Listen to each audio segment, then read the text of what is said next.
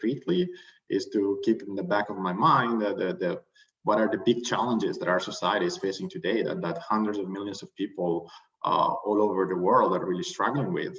And so I think this summary from the UN and the 17 Sustainable Development Goals are really a good summary of sort of like these are really big challenges that I think our society is facing today. Problems like ending extreme poverty. There is hundreds of millions of people all over the world that don't have enough to eat every day. There's still a lot of hunger. Thinking about climate change, and if you live in California, in the last few weeks, you've probably seen the effects of rising temperatures and droughts and wildfires, and how catastrophic it's going to be. But in other parts of the world, it's even worse. You might have seen the locust swarms in East Africa, how they're creating disasters all over the world, and so we really need to be thinking, I think, about how do we adapt to the changing climate? How do we come up with sustainable solution for all these people all over the world? How do we reduce inequality? How do we think about coming up with affordable and clean sources of energy? And so these are, I think, are the big problems. And concretely, what I'm hoping to do is to think about ways in which we can use all these technologies that we develop as computer scientists, as AI researchers, and help us come up with better solutions to these problems. And I don't think there's going to be a silver bullet. I don't think we're going to solve poverty with an algorithm, but the hope is that we can contribute something, we can help with our quantitative solutions, with our algorithmic approaches, and help people, come up with, look at problems from a different perspective, and hopefully come up with more effective solutions.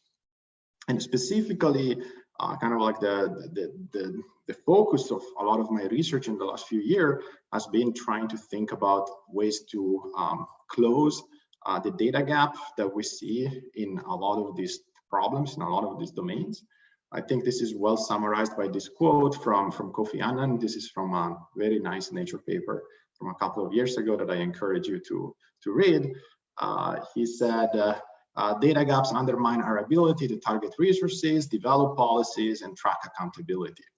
Without good data, we're flying blind. If you can't see it, you can't solve it. And he's referring to the fact that we're setting these ambitious targets like, oh, let's end extreme poverty by 2030, but then we don't have data about how many poor people there are, where they live. We don't know whether governments are implementing the policies that they are supposed to implement, whether these policies are working or not.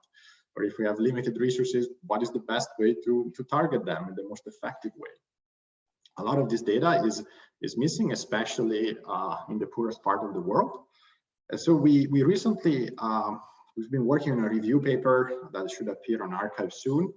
And we try to quantify these data gaps by looking all over the world, basically how many nationally representative economic surveys are basically available for each country. This is the main way in which people understand problems like poverty. They basically ask people, what kind of assets they have access to, how much money basically they earn and they can spend every day on food, education, other kinds of things.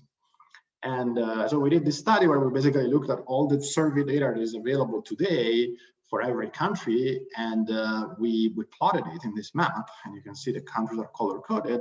And so you can see that in some parts of the world, there's good data. You might get a survey every year or multiple surveys per year. But in some parts of the world, the situation is much worse, and you might get a survey every 10 years, maybe every 20 years. Maybe there's no survey data available at all. Places like Somalia, you see this black, meaning there's no data available whatsoever for that country. And the kind of trend that you see is sort of like the one you might expect if you try to plot the number of surveys available for a country as a function of let's say the GDP per capita. You see some kind of slope where richer countries have more survey data available. If you try to regress the number of surveys as a function of some score measuring basically the level of political freedom, the polity score, again, you see the kind of trend you would expect. Less free countries, less democratic countries tend to have less data because they don't want transparency, they don't want to publicize what's really going on inside their borders. And the situation is similar if you think about other very important inputs to policy and to the way people just make decisions in these sort of problems. If you look at agricultural censuses, which is the main input to all kinds of food security challenges, and understand, are people producing enough food? How are they being affected by climate change? How do we feed a growing world population? Again, you see the map here. We're showing how many years have passed. This is since the last agricultural census, and you see it in the top left. Again, it's the kind of trend you would expect. Many countries, we have no data for, we haven't had any data for a very long time. And if you look at population, which is another key input to a lot of these policy questions, like how many people live in a country, is the population growing, by how much, where do people live? Again, in certain parts of the world, there's a big data gap. We don't know, surveys haven't been done in a long time, sometimes not since 1979, which means that we're still having, we're thinking about these problems without even knowing how many people live in a country, at least sort of like in the last 40 years. So huge data gaps that are really undermining our ability to understand these problems and come up with effective solutions. And so one of the things we've been thinking about is whether we can close these data gaps using unconventional data sources, and specifically satellites. There's a lot of satellites orbiting the Earth, and they take images pretty much of every part of the world. And the hope is that perhaps we can use all this information to try to close these data gaps when we combine these sources of data with AI and ML techniques. And the fact is that these satellites have become much better. They keep, we keep getting more satellites, and they keep becoming more accurate. So this is an image of some parts of Uganda as you would have seen it maybe 10 years ago, where the resolution is 30 meter by 30 meters. So every pixel corresponds to an area of 30 meter by 30 meter. And you can't see much about what's going on the ground. But if you go to what you have access today, you can get 3 meter resolution data. This is the same area, just looking at it at a higher resolution, and you can start to see a lot more about housing, about agricultural activities, about buildings, about roads, about all kinds of stuff. And you can even get access to higher resolution images, maybe 30 centimeters, where you can really see all kinds of stuff. You can even see cars, you can see ships, you can see containers, you can see mines, you can see all kinds of information about what's going on the ground. And again, we've tried to be quantitative here and try to quantify just how good is this satellite information that we have access to. Let's say in Africa, where we might want to, where I think that the data gaps are the biggest that we need to fill. So here we've plotted out like a Pareto frontier, which basically tells you as a function of the resolution that you want, how frequently can you get an image for an average location in Africa at that resolution. So if you wanted, let's say 50 centimeter resolution, then maybe you will get an image of each location every year. While if you wanted, let's say 500 meters, then you might get an image almost every day, maybe every 2 days. And now this is the picture in 2010. And what I was trying to say is that the situation has improved a lot. If you do the same picture for 2020, you see that the Pareto frontier has shifted a lot to the right, meaning that we can get access to a lot more images and much more frequently. Right? Now you can get, let's say, 3-4 meter resolution images, maybe a few times a week, maybe a couple of times a week, something like that on average across Africa. And so the situation has gotten better and better, and to the extent that it's not much different from the kind of frequency, the kind of that you would get this sort of data in the US or Europe. Like if you look at the difference between Africa now and a more developed country now, the difference is not that big. Kind of like you get access to roughly the same amount of satellite images, both in developed countries and developing world. So a very different picture compared to what we had before when we talked about survey data. And so that's kind of like the situation. You can kind of think about, okay, now the typical way we get economic data is through surveys. But surveys are expensive and countries do them relatively infrequently. In fact, you can do a little back of the envelope calculation and you can say, okay, let's take an average household in a country, and let's see how frequently would that household be surveyed. How frequently would that household show up in some nationally representative survey? And in the US, if you look at all the surveys that are being done, that is about maybe a little bit more than 10 years. So every 10 years, you might expect a random household to show up in one of these nationally representative surveys. If you do the same calculation in Africa, you get something like 1,000 years. So 2 orders of magnitude difference. So it would take 1,000 years of surveys for some random household to actually show up in a representative survey. On the other hand, a random household, let's say in Africa, has a much higher chance of being imaged by these satellites. And so, you know, with the modern high resolution like sensors like Planet, maybe a random household in Africa would be imaged maybe once a week. Or something like that. So this presents a huge opportunity for trying to close this gap and go from 1,000 years, which is what you would do with you know, just going out in the ground and asking people and collecting data, and what you can do from space, which could be potentially much more scalable. You can get much more frequent data about what's going on the ground if we had a way to infer it from images. And so that's where kind of like AI comes in.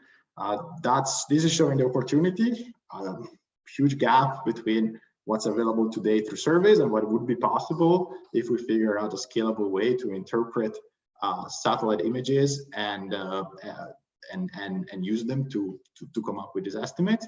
How do we do it? Well, that is the hard sort of like AI ML question. We need a scalable way to interpret images and come up with estimates. Milind, I think, yeah. May I ask a quick question, Stefano? Is there a difference in the cost of obtaining these images in the low to middle income country world versus the developed world? Good question. So this figure actually distinguishes between publicly available data, those are the circles, and private sensors. So one of the reasons the data is getting so much better is because there's a lot of private companies that are producing satellites, and even just sending up satellites through SpaceX and things like that is much cheaper. Building the satellites is cheaper, so that's why you're seeing this trend. It's getting really commoditized. So some of the data is free, like a big gap here should be, why doesn't it show up? Yeah, so for example, Sentinel-2, that's a free European Space Agency satellite. That's free and it's really good. You can get 10-meter resolution maybe every week, and that's pretty much all over the world. Some things are private, like Planet, so you would have to pay, and pricing varies widely. I think they are generally pretty open about the idea of using this data for good. And so they, for example, as academic institutions, they would often give you the data for free. And so there is definitely opportunities for doing this. And I think the trend is that even though it might cost a little bit now, in 10 years, that cost is going to be reduced probably by a factor of 10. So I think we are going sort of like in the right direction. The scaling is good. Other questions on kind of like the big picture before we move into the nitty-gritty details of how to actually build these systems and more on the AI ML side of the talk.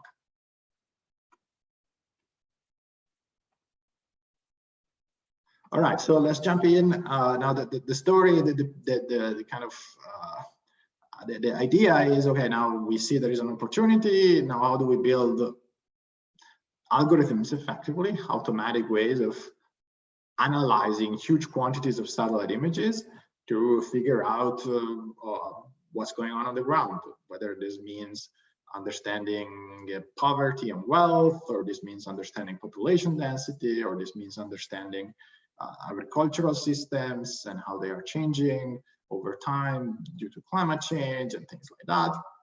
It all boils down to some sort of regression problem effectively, where you have images as input, and the goal is to kind of come up with some regression function that will predict some kinds of socioeconomic indicators that you might care about estimating, the kind of socioeconomic indicators that you would otherwise measure using surveys. And the technical challenge is that although we have a ton of images, as we just discussed, there's a lot of imagery available. The challenge is that there's not a whole lot of survey data to train these models. So you can't just take your favorite deep neural network and just train it end to end to predict what you care about from the images. So a lot of the technical work is how do we develop ML systems that work on this sort of like remote sensing data that are a little bit less intensive in terms of the amounts of labeled data that they require to achieve good performance. So what I'll talk about is some of the ideas we've been exploring in terms of doing multimodal learning, so exploring and taking advantage of the fact that there are many data modalities that you can combine to provide supervision effectively to machine learning systems. Talk a little bit about unsupervised representation learning, and a little bit about semi-supervised learning. So one thing you can try to do is you can try to combine various data modalities. As we discussed, you can get images of the Earth taken during day very frequently, but you can also get images of the Earth taken during night also fairly frequently. This is an image of the Earth at night in East Asia. And you can try to, I'll give you a few seconds maybe to think about where this might be. And it turns out that what you see down here is South Korea, what you see up here is China, and this thing that looked like an island is actually North Korea. Right? So North Korea is completely dark at night compared to its neighbor China and South Korea, and the reason is that they are just less economically developed. And so what we can try to do is you can try to use this as a form of supervision for machine learning algorithm. You can try to say, you can set up a task where you can ask your machine learning algorithm to predict, is this location as seen during day going to be bright or dark during night? If I give you these two images, you can probably guess that the left one is going to be bright during night and the right one is probably going to be pretty dark. There's many features that you can look that you as a human see. You see cars, you see buildings, while on the other hand, on the right hand side, you see trees, you see like a remote area, not very developed. And so the hope is that perhaps you can train up machine learning systems to identify these features automatically. And the advantage again is that you have images of the Earth both during day and during night all over the world. You have as much training data as you want for this task. And so you can set up a huge sort of like data set where you have inputs, images taken during day, output is how bright that location is during night, and you can train your neural network to solve this task. And just like us, just like when you look at these pictures, if you want to do a good job, you kind of have to identify features that relate to human development, buildings, roads, cars, things like that. And so you can do some transfer learning. This neural network will hopefully learn to identify a lot of good features in order to predict nighttime light intensity. Then we can use these features for other tasks. And indeed, if you do this, you train on a big data set, it turns out that the network learns to identify things like roads. Like if you look at the filters, there is a filter that ends up looking for roads. There is one that looks for, let's say, bodies of water, traffic roads, houses. My favorite is the swimming pool filter. So the model learned that swimming pools are predictive of wealth, I guess. And so there is a filter in this neural network that will basically try to look for swimming pools because that's a useful feature for predicting nighttime light intensity. And the idea is that once you have this pre-trained model that extracts features, then you can maybe use these features to predict other things, predict wealth, predict infrastructure, predict population density, and other things. Another pretty cool source of supervision that we've explored recently is Wikipedia. It turns out that a lot of Wikipedia articles are actually geolocated. So they have this box on the bottom right where you can see basically the coordinates where that article, the article talks about something, let's say the Nelson Mandela Bridge, and then there is a kind of like a latitude and a longitude that will tell you the bridge is located in a particular location. And so again, you can play the same trick where you can construct a big data set where you pair Wikipedia articles with the corresponding image of that article taken from space. And it turns out that a lot of this, there is actually a lot of these articles all over the world. This is a pretty cool figure that we produce where we basically just crawled Wikipedia, looked at all the articles that are actually geolocated, and for each one of them, we created a dot, and then we plot it on a map. And this is the kind of thing you see. And here there is no shape of the continents that is outlined on this map. The shape of the continents basically emerges naturally just because of the natural distribution of where sort of like Wikipedia articles are written, that people write about things related to people, and people live on land. And so this is the kind of like distribution. And you see there's a lot of articles in the US, in Europe, but there's a decent amount of articles also in Africa, in India, and other parts of the world. And the idea is just like the night lights, what you can do is you can take a location for which you have a Wikipedia article. You can take the corresponding image of that location, because we have the latitude and the longitude. So you can take an image from space of that location, and you can try to predict properties of the article from the image. And by doing that, you learn something about what to look for in these satellite images. And so, for example, one thing you can do is you can kind of like think of the Wikipedia article as being a very detailed caption of the image. And then you can try to say, okay, now let's train a deep neural network to basically predict the caption from the image. And by doing that, it needs to learn something about how to interpret these satellite images. And so one way to do it, very simple, would be you take a pre-trained NLP model, a summarization kind of model that will take an article and will map it to a vector representation. Then you take a convolutional neural network that will take an image and will map it to another vector representation. And then you can train them so that they produce similar representations, maybe so that the cosine between them is small, so that they kind of like point in the same direction, these two vectors. And so in some sense, what we're saying is we're trying to find a convolutional neural network that will map images to vectors that have the same meaning as the vectors extracted from the Wikipedia articles. And hopefully then these vectors can be used to predict other things we care about. And indeed, this strategy tends to work. If you pre-train using this big Wikipedia data set that we created, then the network learns to recognize objects, stadiums, ports, bridges, and you can use it then for a lot of different sort of transfer tasks that you care about. Another thing you can do is to go the completely unsupervised route. I'm not going to talk much about this, but this is something that has been proved to be very effective in natural language processing, things like word2vec, the idea that you can kind of understand the meaning of a word by looking at the company it keeps. So if two words appear in very similar contexts, then they probably have a similar meaning. This is kind of the distributional hypothesis in NLP. And so there is an equivalent thing called the first law of geography. It says everything is related to everything else, but near things are more related than distant things. And so kind of like the idea is that if two images to locations, they kind of like have similar contexts, similar images around them, that they probably have similar meaning. And kind of like the way we can exploit this is to kind of like come up with some self-supervised kind of like a learning task where you can kind of like look at an image like this. This is somewhere in California, and then I can ask what do you think is the missing tile here? Is it A, is it B, or is it C? And this is a task that you can create. It's an artificial task. You don't need any labels to create this artificial task. And you can just train your neural network to do it.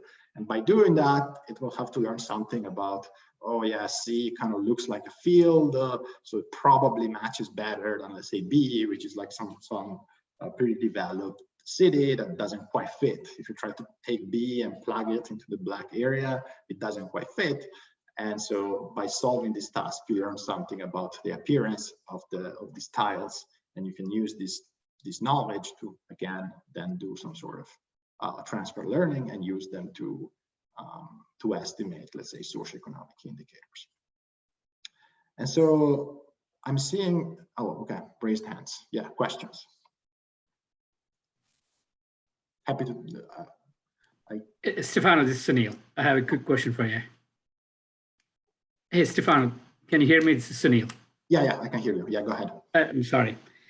I was on mute for a second. So I was just now thinking in my mind, if this image recognition and to infer the data of socio-economic situations to bridge the data gap, how frequent is too frequent to capture this data? It's not going to change overnight. Why do we need it so frequently, like once a week or more?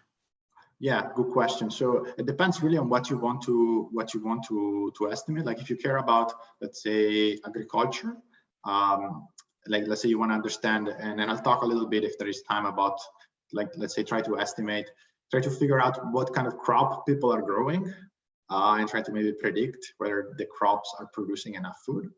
For that, it's very important to be able to track the growth of the vegetation over time. And so really over the growing season, you want to get multiple images to see if the plants are healthy or not effectively. And so it's really important to get frequent snapshots. Another thing is that there is often clouds. So if you can get, maybe, especially in some parts of the world, there's a lot of cloud coverage. And so you might want to be able to get an image every day, because you're going to have to throw a lot of them away because they're covered by clouds. All right, so, makes sense. Yeah, that's the idea. Thank you. I think was there another question?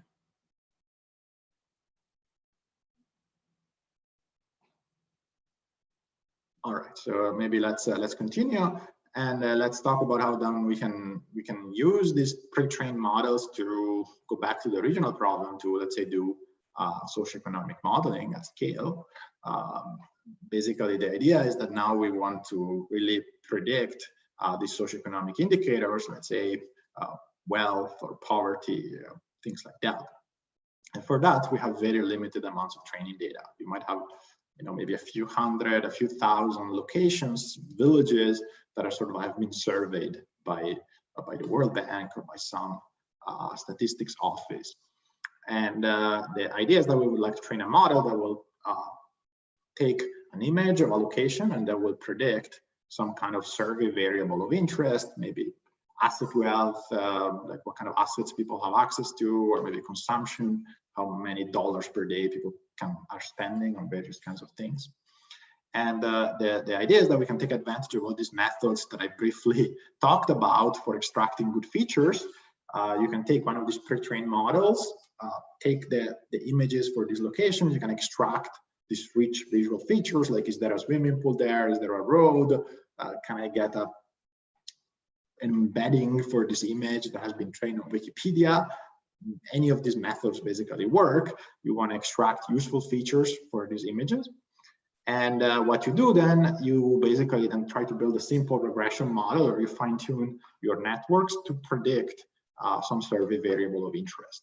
So you use these rich visual features to predict maybe asset wealth or consumption. And this works quite well.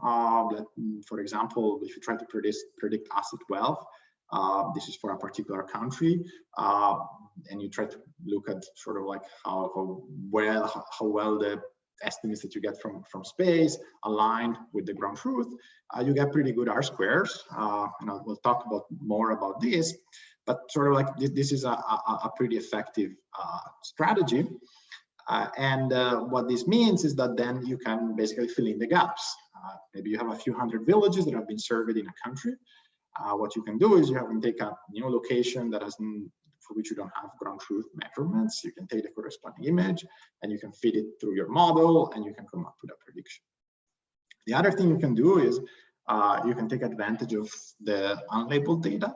So as we discussed, you have very limited amounts of training data, locations that have actually been surveyed, but there is a lot of locations that for which we have images, but we don't have the corresponding label. And so what you can do is kind of like a perfect setup for semi-supervised learning, which is the situation where you have some labeled data and you have a lot of unlabeled data. So a lot of images without the corresponding label. And the kind of like idea is that, let's say that we can kind of see the intuition for why this might work by looking at a simple classification example. Say you want to learn a model that distinguishes blue versus red, and maybe you come up with this sort of decision boundary. But you have very few labels, so it could be this decision boundary, but it could be another one, and you kind of don't know which one to pick. They all seem to be equally good. But if I give you now suddenly a little bit of unlabeled data, I give you a bunch of points which are shown in gray here, which you don't know whether they are red or blue, but you know that they are points that you care about classifying, then maybe you're no longer so happy with this decision boundary, right? If you just look at this seems like a totally fine decision boundary, but the moment I give you unlabeled data, maybe you want to change your mind, maybe you want to pick this decision boundary. It works just as well on the labeled data, but it kind of like avoids cutting through the unlabeled portion of your data set. And so kind of like the idea is that you can leverage the unlabeled data. You can try to choose predictive models such that they are going to make confident predictions on the unlabeled data. Even though you don't know what the label is, you don't know whether these gray points are red or blue, you know intuitively that it should be better if the model makes a confident prediction on each one of them. And if you have this sort of decision boundary, then you're going to be very unsure about the prediction on these points. But if you choose this decision boundary, then you're going to be much more confident, and you're going to say, oh, these are all red, these are all blue. And so intuitively, that's a better decision boundary. And so that's kind of like the intuition, and we can try to take advantage of this also in the context of socioeconomic predictions. The kind of tricky bit is that we need to be able to get a notion of uncertainty in the predictions that the model makes, which by the way is useful for many other things. But kind of like the idea is that we take these neural networks and then we use a Gaussian process to kind of like get a sense of the uncertainty in the prediction that the model makes. And so the idea is that given you can basically fit a regression model, and then the advantage of this sort of like a Gaussian process thing is that if I take a location that is now unlabeled and you feed it through this thing, it will give you a prediction, which is sort of like the black line there, but it will also give you a sense of how confident the model is in the prediction. It gives you a confidence interval. And you can do it for another location, and it will tell you, I think this location is this poor, and I have some notion of how confident I am in the prediction. So just like in the classification example that we saw before, we can take advantage of this, and we can try to say, we want, although we don't know what the ground truth is for these blue points, we can try to adjust our model to make sure that it produces confident estimates. So it avoids cutting through kind of like the unlabeled data. That's one way to think about it. And so we can kind of like adjust our model so that it reduces the uncertainty. And intuitively, what this means is that it's trying to make the unlabeled points more similar to the labeled ones. So it's kind of like looking for features such that they would lead to confident predictions on the unlabeled data points. So it's sort of saying, I want to find features that are good for discriminating the labeled data points, but at the same time, I also want to find features that are going to be useful on the unlabeled data. And that's a useful kind of like regularization thing. And on the poverty prediction, it leads to pretty significant reductions in the errors that the model make, because we have access to so much unlabeled training data. A quick question, does this imply that in the poverty prediction domain or some of these other domains, there's some sort of smoothness assumption, or that works out? Great question, yeah. So that's kind of like the prior knowledge that we're exploiting. At the end of the day, there's always some prior, and here the prior is really the smoothness. If you have two locations that are close to each other, they probably have a similar sort of value, or they're more likely to have a similar value than if they're far away. And so we can take advantage of that to kind of like force the model to come up with a solution that is consistent with the prior, and that leads to better solutions. Exactly. And I have a question about whether you can also rely on video footage rather than just static images, and perhaps look at temporal models and OSM and temporal CNNs to provide richer data set for geospatial data? Yeah, for sure. So for the agricultural stuff that is going to come next, if I have time to go through it, we do use basically either 3D CNNs or convolutional. Like we do look at sort of how things change over time. In this case, we don't. These are just kind of like a single image because it's kind of like higher resolution. But yeah, for certain tasks, we do take it into account, like sort of like multiple images, how something is changing over time. That can be very useful if you're looking for changes. In this case, we're not quite looking for changes. We're more trying to understand the spatial variation as opposed to temporal variation. But for some tasks, yeah, that's definitely very important. Thank you. Yeah, so now the nice thing once we've trained these models is that then we can actually use them to kind of like fill those data gaps that we talked about before. You can try to train a model on countries on which you have survey data, and you can try to make predictions on countries on which you don't have survey data at all, like Somalia, for example, like we talked about before. And what happens then is that you can come up with finally like a complete picture about what's going on the ground. This is something we did. We actually took the whole African continent. We downloaded images that cover the whole continent, it's a huge amount of data. And we've used these models to basically make predictions for every single country in Africa over time. And these predictions are either at the sort of like at the state level, or you can go down at the district level, all the way down to the two individual villages.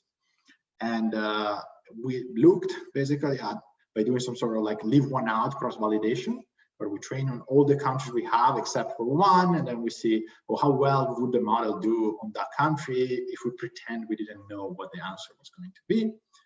And so we looked at over 20,000 villages all over Africa in over 20 countries. And you can see that the model does pretty well.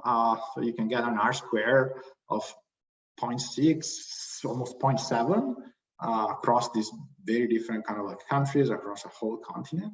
If you're willing to go at the district level, so aggregate across villages, then the tasks become even easier.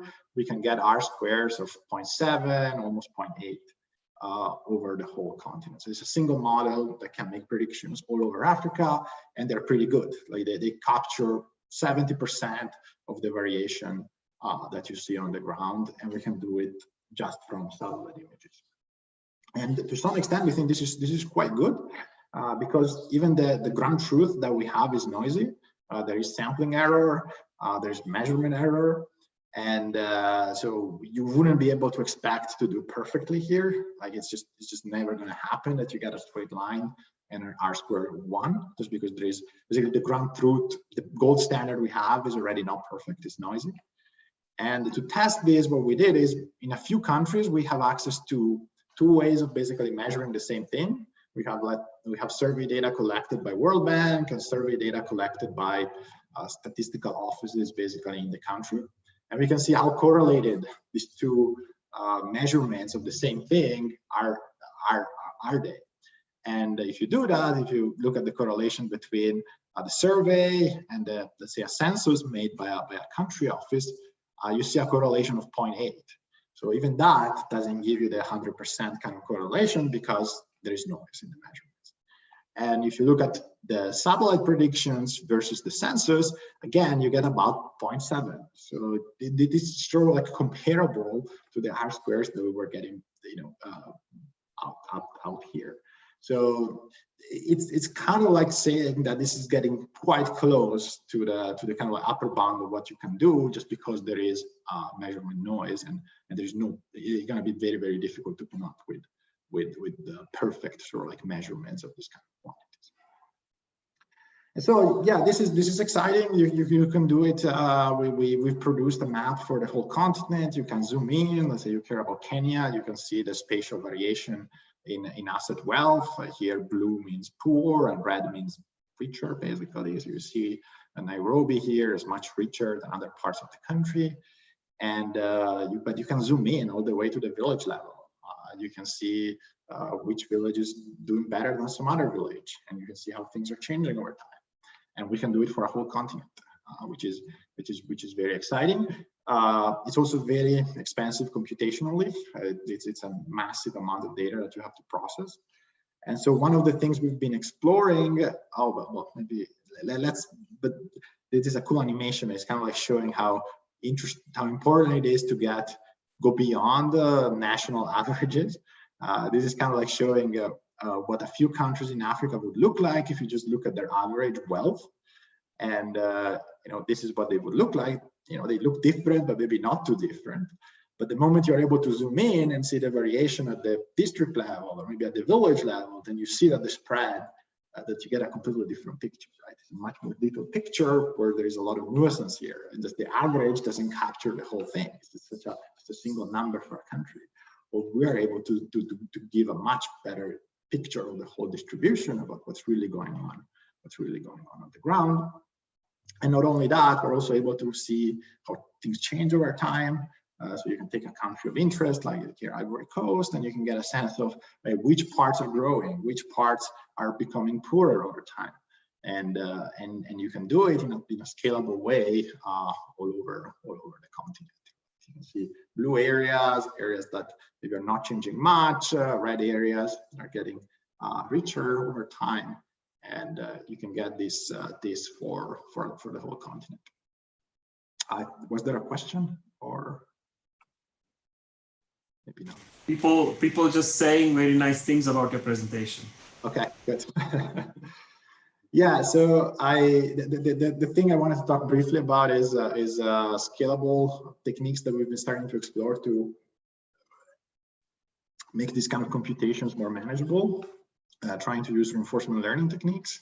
Another couple of recent papers where basically we've been looking at this idea that we can maybe train a model to decide what kind of data to acquire. Like for different locations, you might have access to low resolution images, high resolution images, a multitude of different data sources. And you can try to be clever about the kind of data that you actually use to make your predictions. So for example, you have a village, you want to make a prediction. First thing you can do is you can get a low resolution image, which maybe is free. And then you can decide, okay, now, do I really want to get high resolution images for the whole area? Or maybe, down here, there is a forest or something that I don't really care about. And so I don't need to zoom in and see what's going on there because nobody lives there. And maybe I should focus to up here where people actually live, where I see buildings, and it would really be helpful to be able to zoom in and get a high resolution picture of that particular area. But I don't have to waste time and waste computation looking at images, looking at zoomed in versions, basically, which are expensive to acquire, especially and expensive to process for the whole image.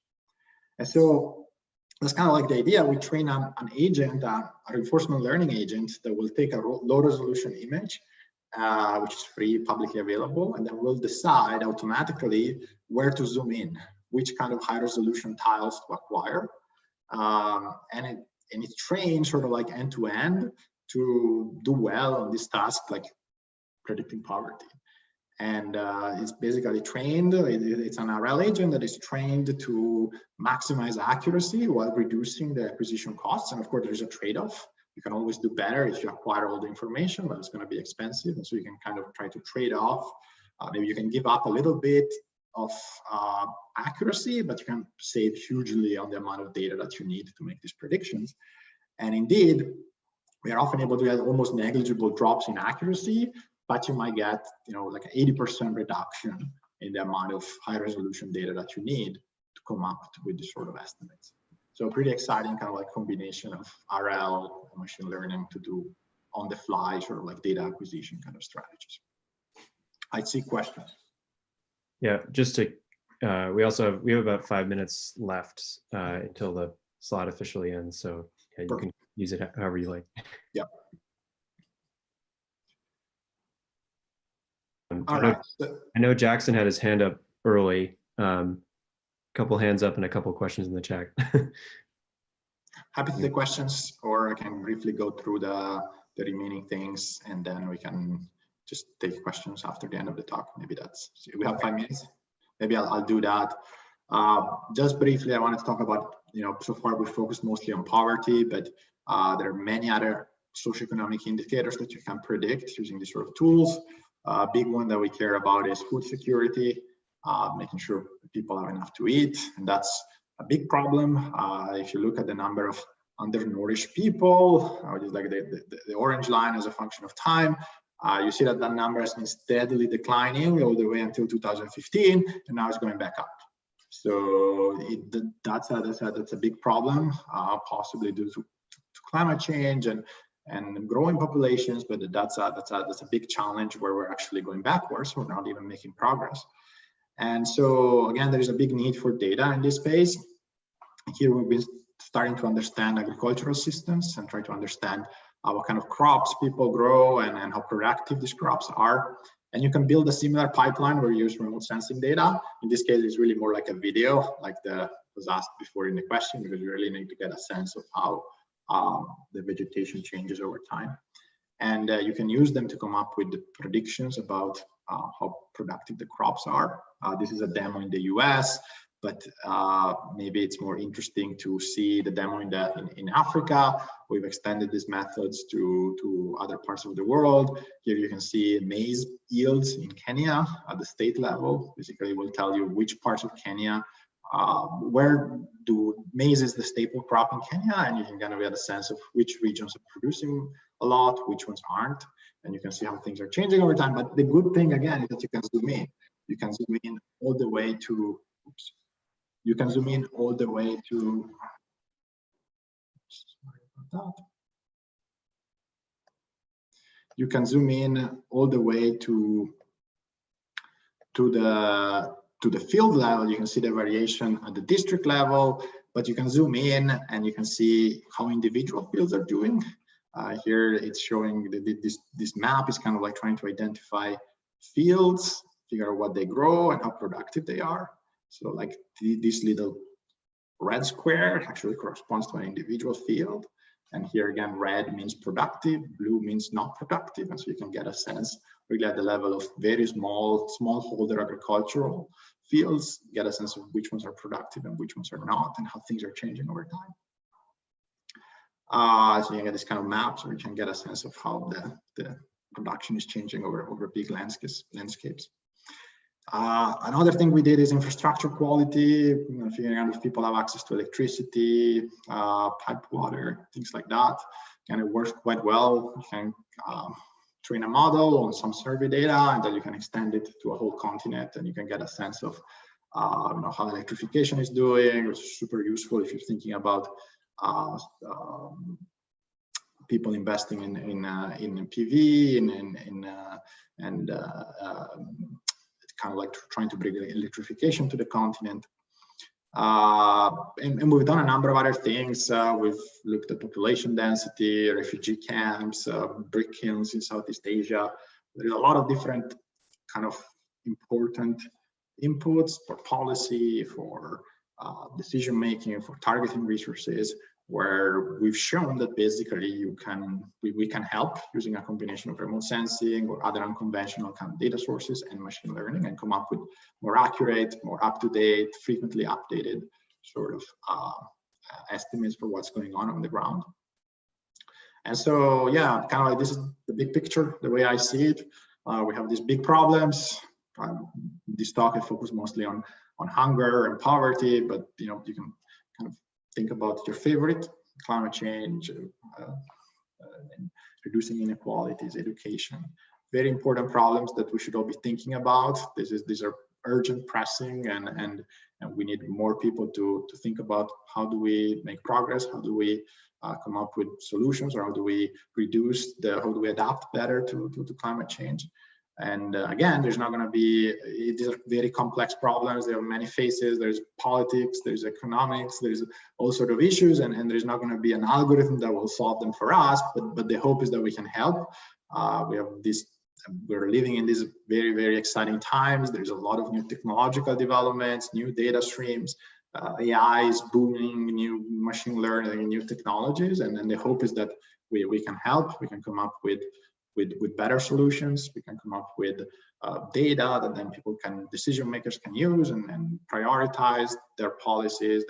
We can track whether we're making progress towards these targets. We can figure out how, just bring transparency, just to see if the governments are implementing the programs they're supposed to. We can do impact evaluation. We can figure out if the interventions that people are trying out are working or not. And so there's of course a lot more that can be done in that space. And so I'm hoping more people help on this. I think we need all the help we can get to solve this. Of course, big problems, and we need help from all of you in making progress on this. So of course, this is work with many students and funded by many funding agencies that I want to thank for their support. Yeah, I think this is it. I'm happy to take the questions that Hey, thank you so much, Stefano, for an excellent presentation. Thank you. Yep, this is great, Stefano. We learned a lot just in an hour. It would have taken so long if I had to go read up on my own. Thank you so much. Even if I don't learn anything all week, I'm okay. I learned enough for the week. It's a good way to kick off a productive week. And it really tells how data can be used in ways we thought it was never possible. Really gave us an insight to what we can do to the communities we serve. Thank you so much. Thank you.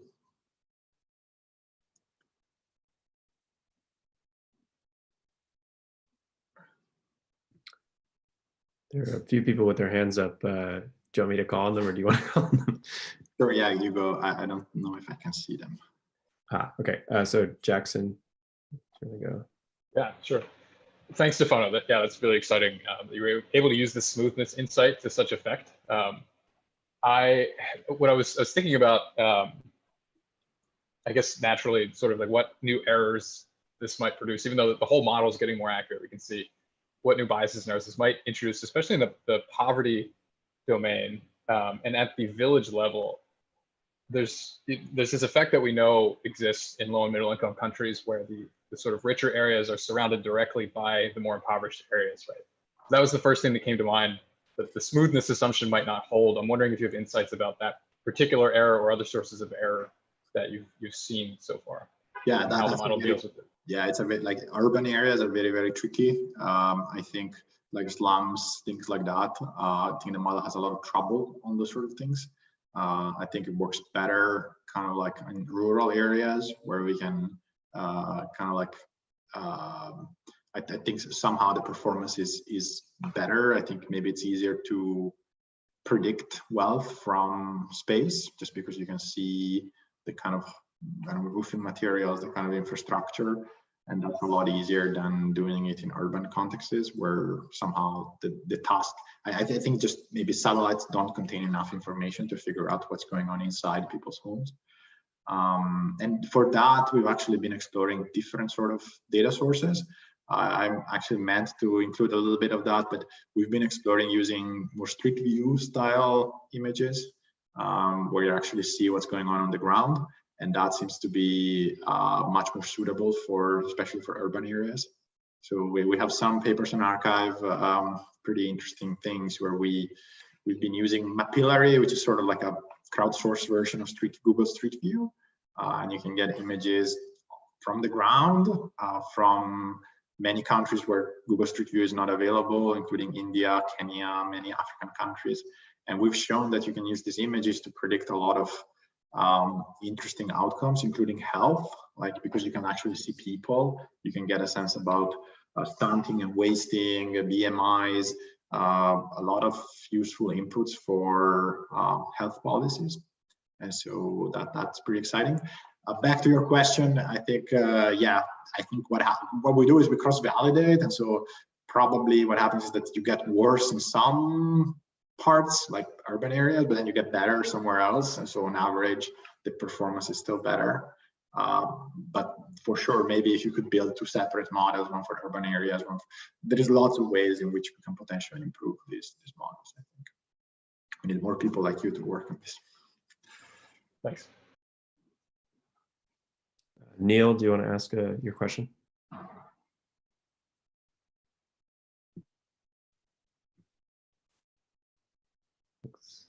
All right, unmuted but not talking. Lily, do you want to go instead? Sure, thanks again so much. On a similar question to Jack's as to potential biases in these predictions, especially in more sensitive areas, I was wondering about the data sensitivity or data bias potentially, especially when using Wikipedia articles. So with satellite imagery, I feel like we can probably get more accurate data pretty continuously throughout the world. With Wikipedia, especially if you're limited to English language articles, in certain areas, especially sort of these target areas that you're talking a lot about in rural areas in Africa, for example, we wouldn't really expect there to be English language articles available. So how do you address that concern? Yeah, that's a great question. So just to clarify, the things I talked about in this talk were we were using Wikipedia just as a sort of like a pre-training. So you're just training the neural network to predict Wikipedia from satellites.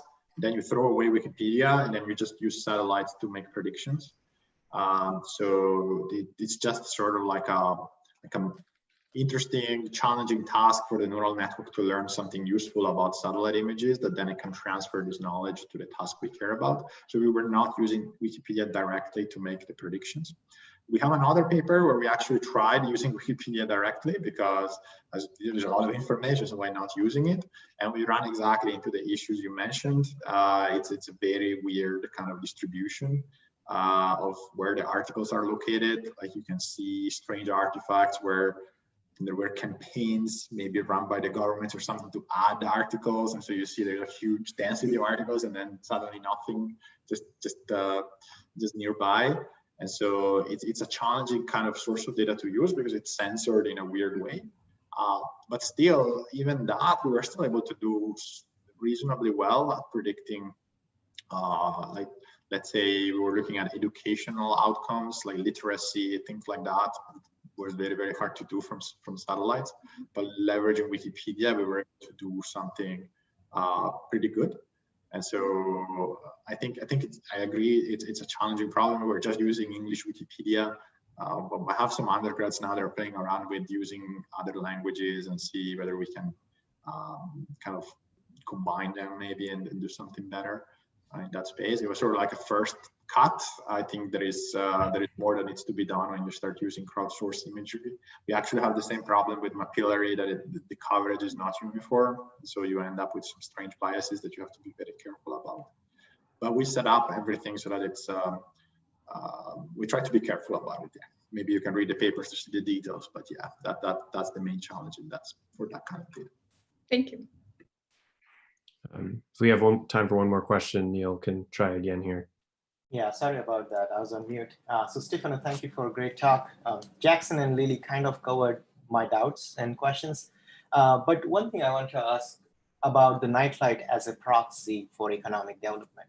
So there's a huge amount of economics literature which celebrates the nightlight data, but there is also some critique because this autocorrelation with different variables and then dependency about that. So in your work, could you share some of the experiences where you had like these false positives, where you would have thought like, oh, maybe there are other indicators for poverty that could give more information? Yeah, so it's a great question. I think one key thing that we saw is that there is a lot of villages that are completely dark at night, and if you just restrict, but there's still among those, there's still a huge variation in, let's say, asset wealth. So if you just make predictions based on night lights, you're not going to be able to distinguish at all among them. But if you look at them using daylight images, then you're able to see more. And so in our experience, night lights are pretty good. Like as a simple thing where you don't even need deep learning, you can just train a random forest using nightlights. It works reasonably well. So it's a great kind of like data input. What we found is that using daylight imagery, you get a more complete picture and you can do more. You can do object counts, you can look at infrastructure. Like it's just a richer source of data that requires deep learning, which is a little bit annoying because then maybe things become not so interpretable unless you do object detection, which is very expensive. But that's kind of like our experience. So nightlights are great, but maybe not. But you can do better. Thank you. So I think we'll wrap up there. Thank you for the great talk and the great discussion afterwards. And sorry for the confusion at the start of the meeting. No worries. Yeah, thanks a lot for inviting me. Yeah, I really had a great time, and I'm happy I managed to do this eventually, even despite the pandemic. Too bad we couldn't have you in person. Okay. Yeah. Bye bye. Thank you very much. All right. Thank you. Yeah, I'll have a good week. Thank you.